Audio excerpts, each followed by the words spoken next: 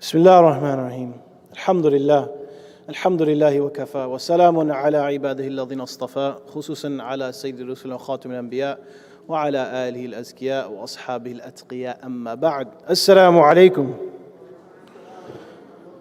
So this isn't a morning session, but hopefully everyone is awake, inshallah. The subject here for this talk is the life of the Prophet ﷺ at home. And when you want to understand the life of the Prophet ﷺ at home, it begins and really ends with a single narration that is very, very powerful. The Prophet ﷺ told us, خَيْرُكُمْ خَيْرُكُمْ لِأَهْلِ. The best of you are those who are the best to their families. And specifically here, the ulama mentioned that when the Prophet ﷺ says ahli, he's referring not just to the family unit as a whole, but to your wife. The Prophet ﷺ is saying, the best of you is the best to his wife. And this is an address to brothers in particular. But of course, what this highlights is the importance of a marital relationship. What we need to really take a moment and step back and try and reflect on here is what the Prophet ﷺ was communicating when he said this. Because when you talk about having a relationship where the Prophet ﷺ specifically says, وَأَنَا خَيْرٌ لِأَهْلِ, and I am the best to my wife. I am the best to my wives. The Prophet ﷺ is giving us an advice, and he's giving us something to keep in mind. So let's go ahead and kind of unpack this and explore. But the first thing that we really need to think about and ask ourselves is, what does it mean for this in terms of what does it mean for us? What are we not supposed to do then? If the best thing you can do, the best person amongst you is the best person to their spouse, what is the Prophet ﷺ then saying not to do through that? So culturally, here in the West in particular, there's a very, very cynical idea of marriage. That when people are married, well, this person does this thing wrong and that thing wrong, and they have this issue and they have that problem. And what this ends up leading to is people, whether husbands or wives, complaining about their spouses and saying things like, oh, this person, he never does this, he always takes so long to do it, and I tell him to do this and he doesn't. Or for a husband, she didn't do this when I asked her to, I don't know why. And is even certain terminology that's used. There's things that somebody once said to me. I was on a work trip, and he said, oh, when did you get in? I said, yeah, I got in about, late last night. He said, oh, you're enjoying yourself, you're having a good time, you're away from the old ball and chain? And I said, no, that's not how I look at my wife. Thank you very much. Because this is a terminology, this is an ideology that's used, and it's very disrespectful. When somebody says something like the old ball and chain, or my old lady, whatever it is, or my husband, that guy, these are forms, and they're showing a form of disrespect. It highlights that a couple has some issue with respect in their own marriage. So the first thing for us to understand is that, we need to really see that this is a relationship that cannot be one built on anger and being upset with the mistakes and the shortcomings of individuals. Because every person has imperfections, every person has problems, every person makes mistakes. And the beauty of marriage is that you have two people who have said, we are willing to overlook that. Not we're looking to highlight it at every instance. This is not what the Prophet ﷺ did. And Allah subhanahu wa ta'ala specifically tells us in the Quran, وَعَاشِرُهُنَّ بِالْمَعْرُوفِ فَإِنْ كَرِهْتُمُوهُنَّ فَعَسَىٰ أَن تَكْرَهُوا شَيْئًا وَيَجْعَلُ اللَّهُ فِيهِ خَيْرًا كَثِيرًا. That Allah subhanahu wa ta'ala commands people that live with your spouses in goodness, live with them in kindness. And then He also specifically says, if you hate them, recognizing that there may be times where strife reaches such a difficult level, strife gets to such a certain point in a marriage that these two people have a level of enmity and anger towards one another that's very, very difficult to reconcile from. But Allah subhanahu wa ta'ala says that if you get to this point, then it might be that you hate something that Allah has put a lot of goodness in. You might hate something that Allah has put a lot of goodness in. And that's meant for us to take as a reflection. The Prophet ﷺ told us, لا يفرق مؤمن مؤمنة إن كره منها خلقا رضي منها آخر.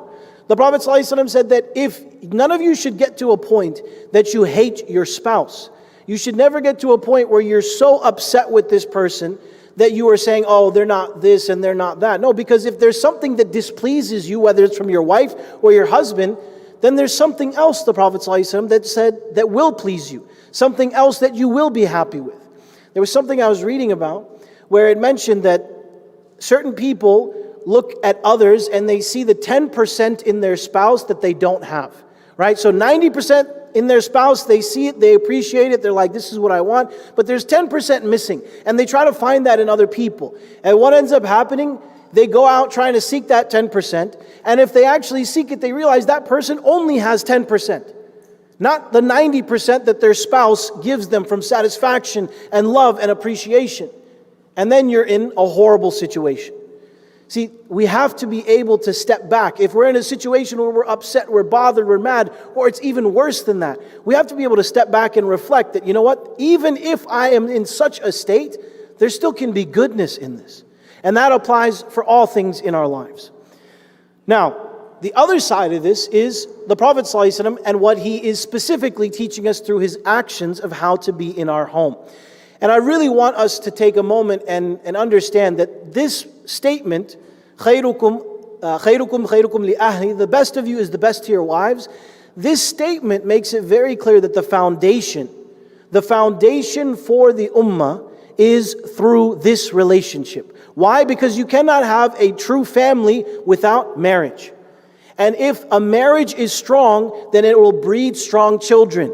It'll bring strong, believing children. And when those believing children grow up, they'll have seen the way to act with their own spouses and carry that forward.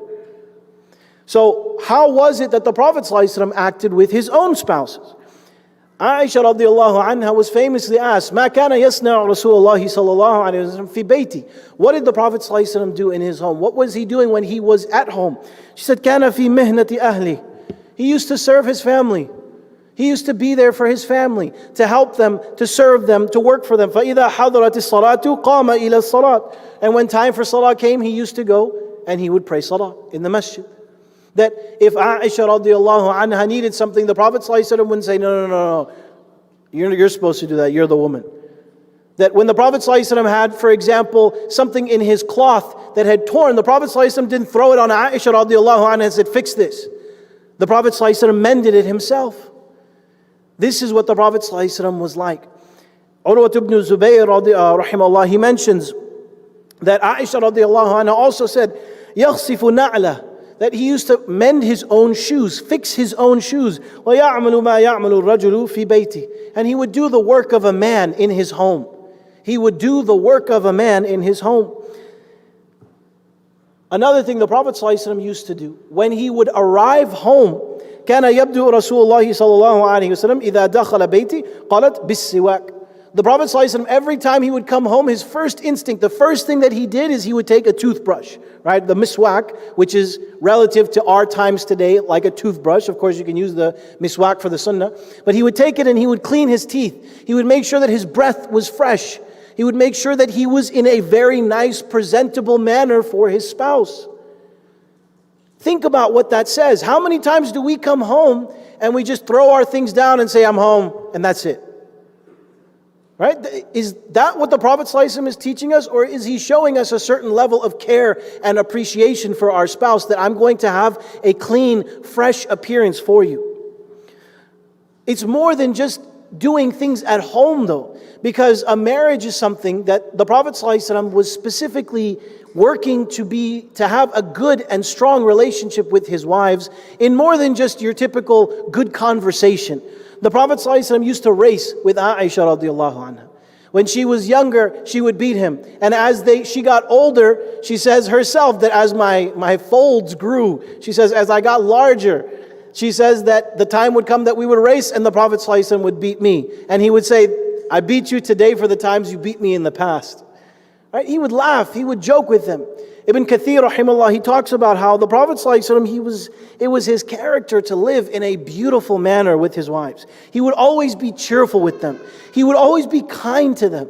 He would always look to keep them happy, spending on them generously. And he wasn't somebody who was trying to force them to be people that they weren't. You have to understand, the wives of the Prophet ﷺ were very strong-willed women.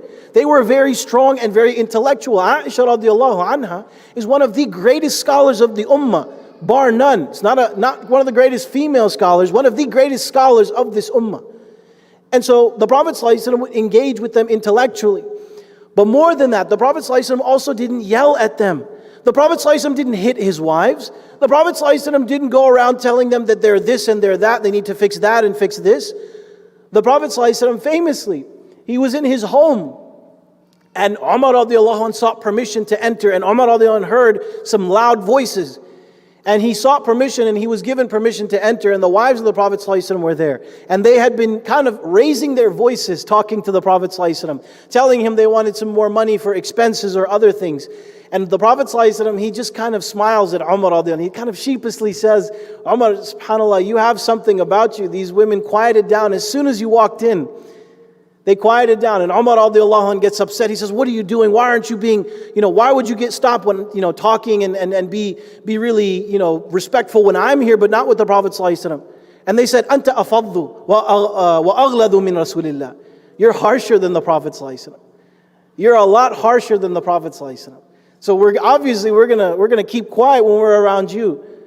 But the Prophet ﷺ didn't say, hey, why are you talking? Why don't you give me this respect? Why don't you do this to me?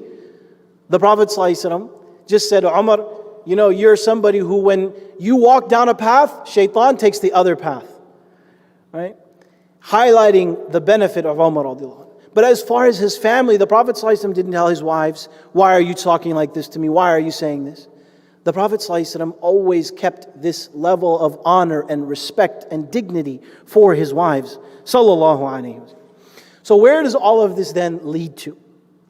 That the Prophet ﷺ, being an individual who was so generous, who was so kind and so loving, who sought to make every interaction with people something that would uplift them and bring them closer to Allah subhanahu wa ta'ala. This didn't just happen outside of his home. The Prophet ﷺ was like that with his wives as well. And that's something that we have to remember. We can come to the masjid and we can smile at everybody and say, this is the sunnah and this is beautiful. But then go home and frown at our wives, go home and frown at our husbands. That's not part of the sunnah. To be individuals who are pleased with our spouses. Even when we're upset, if we can work towards resolution, this is one of the most important sunnahs that we can follow. That in the most difficult of times, whether man or woman, we understand and we recognize that this relationship of marriage is very sacred. It is the bedrock of our ummah, because through it we have a stronger ummah, we have a larger ummah, and a better ummah, bi'idhnillah. The Prophet ﷺ made it very clear in this narration that the best of you is the best to his wives. But he also says, I'm the best to my wife. And what does that say? It says, look at me. Look at my example if you want to understand what to do. And that's all that this comes back to. So I'll give 3 things before I finish, inshallah. 3 small ways that we can look to improve in our own families. Number 1 is being attentive to our spouses. Again, this is not gender restricted. This is whether it's for a brother and his wife or a sister and her husband. Being attentive is something that the Prophet ﷺ did consistently, to such an extent that when the time came, one time he said to Aisha radiallahu anha, Ya Aisha, just so you know, I have a very good idea. I know when you're upset with me and I know when you're happy with me. And she said, how do you know, Ya Rasulullah? He said that when you're happy with me, you swear by the Lord of Muhammad. But when you're upset, you swear by the Lord of Ibrahim. Right? This is what the Prophet ﷺ said. And what does that tell us? That he noticed this, that he picked up on this. He wasn't just simply having conversation, scrolling through his phone, right? And not that of course he had a phone, it's an anachronism, but the key point being that if our spouse is talking to us and we have our phone out, that's disrespectful. If our spouse is trying to have a conversation with us and we can't lift ourselves off from our phones, what does that say about the respect we have for this person? Think about it like this. If the Prophet ﷺ was standing in front of you, would you stand there texting while he was talking to you? Never. The thought, when you hear it, it's like, A'udhu billah, how could I ever do such a thing? Never. Right?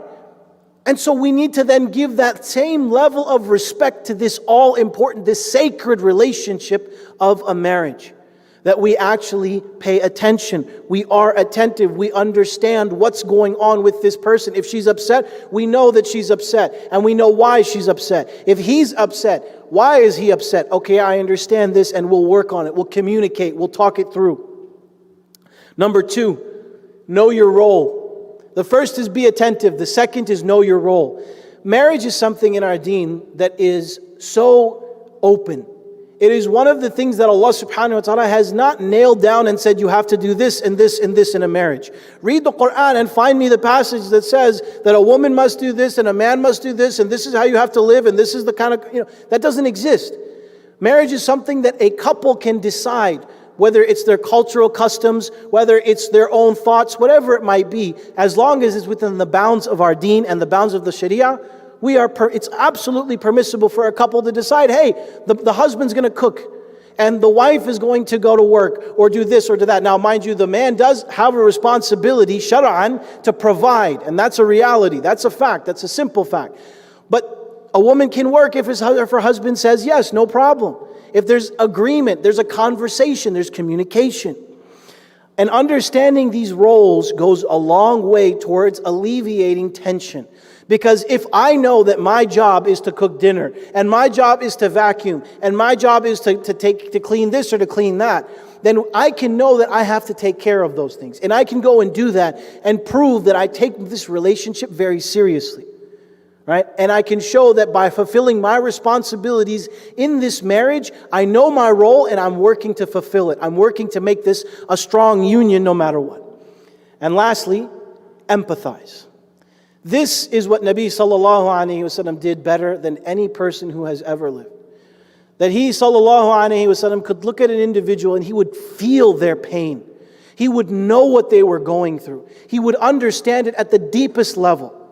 And that's what we have to try to do with our spouses. Because if there's any relationship that deserves us putting in the effort to empathize, it's a relationship of marriage. It is the one that is the bedrock of our ummah and our society. The Prophet ﷺ, when his wives were upset, he didn't just say, I don't understand why you're upset. You shouldn't be upset. Don't be upset. He would talk to them, converse with them, communicate with them. Put yourself in their shoes in the moment and figure out what it is that you can do. How would you feel in this situation? Maybe you don't feel like it would be a big deal. Okay, no problem. But that's how you feel. How does the other person feel? Does he or she feel like this is a big deal? Now start thinking about this as if it's a big deal. And suddenly certain things might start opening up. Right? So 3 things. Be attentive. Know your role and empathize. These are 3 small ways that we can look to follow the sunnah of the Prophet ﷺ in our homes, in this relationship that is the bedrock of our society. So we ask Allah subhanahu wa ta'ala to open all of our hearts, grant us tawfiq to act on this, and forgive us where we fall short. Wa sallallahu ala sayyidina wa nabina Muhammad wa alihi wa sahbihi.